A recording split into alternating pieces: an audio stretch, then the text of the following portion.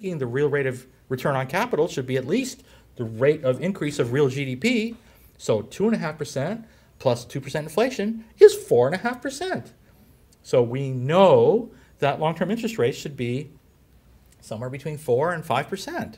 And when the Fed came out of, when we came out of the post-dot-com recession environment, and the Fed was getting to that point where it was going to raise interest rates, you remember, under these circumstances, a policy accommodation can be removed at a pace that is likely to be measured. Remember that sentence? That was the Greenspan. That's how Greenspan said it.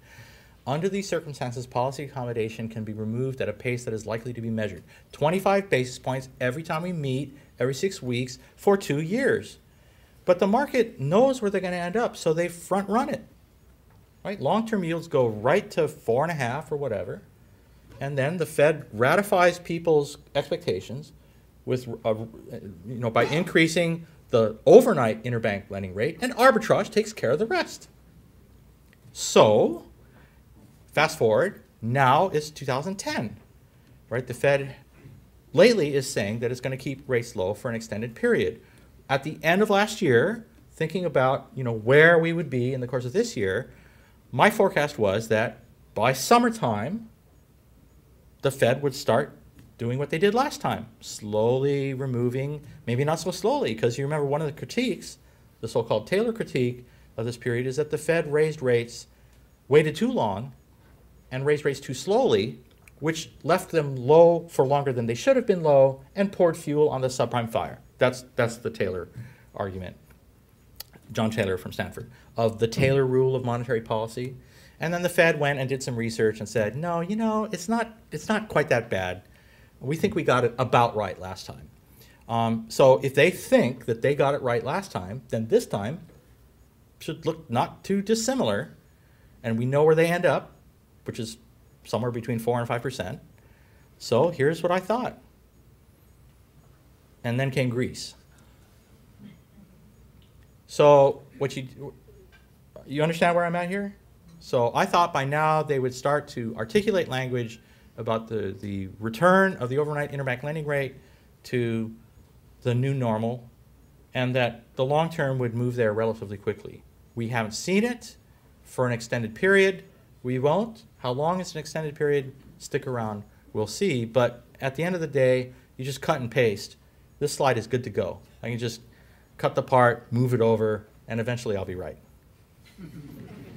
And the problem for your buyers is that this, the timing thing for them is if they wait too long, they'll get trapped in this, and then that 4% 30-year fixed rate mortgage will go away. So that's the end. You can check what the forecast is, but basically you got kind of the gist of it. I'll conclude with this final slide for real estate, right? I guess I should read what I said. So, oh yeah, neighbor islands worse than Oahu. They built too much, so they have kind of a glut. But Oahu is in better balance between the existing supply and what absorption, what demand is. Production everywhere is relatively low. Military production was just replacement, so it's not changing the inventory.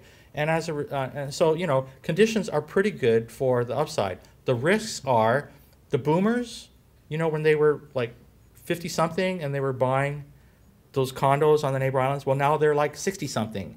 And they just found out there is no emergency room in Kailua Kona. I mean, there is, but you really wouldn't want to go there unless you really had to.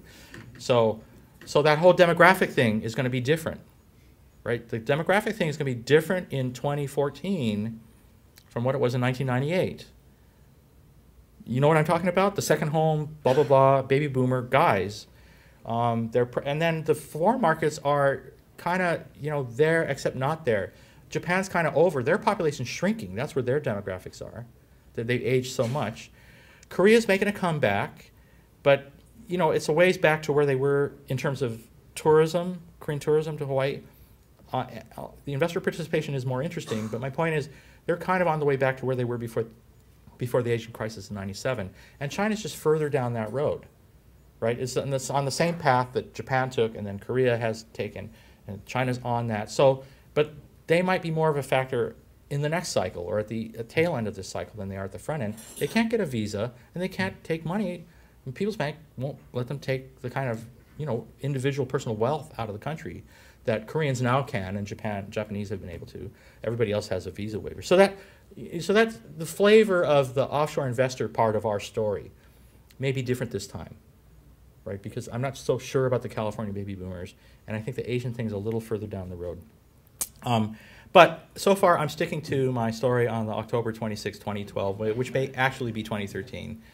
And we, at this point in our modeling, we're expecting a construction recovery, but it could be slow in coming. It'll be stronger to the extent public construction steps up. There's a lot of talk about that, but it's been slower to come to reality than the talk. So you just have to hedge that a little bit. And I'll stop there. There might be time for a question. Actually, we have time for maybe two couple questions. questions. Okay? Yeah. Thanks. Questions? I think it says POW after that. Yeah.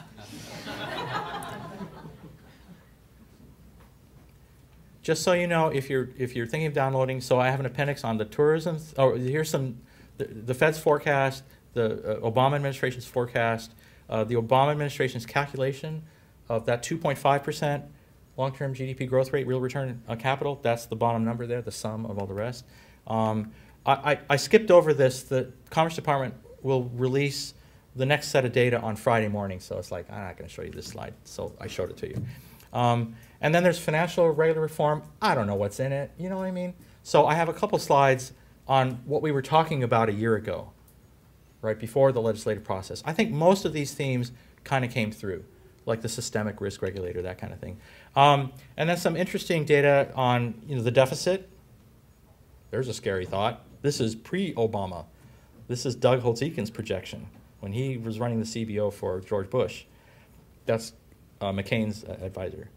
And then some Obamonomics, and I've got the political business cycle and the economic cycle if you go look at it online. And then some of the detail on tourism. So in particular, some of this stuff. So any questions? If not, great. mahalo, Big Patrick. hand for Paul.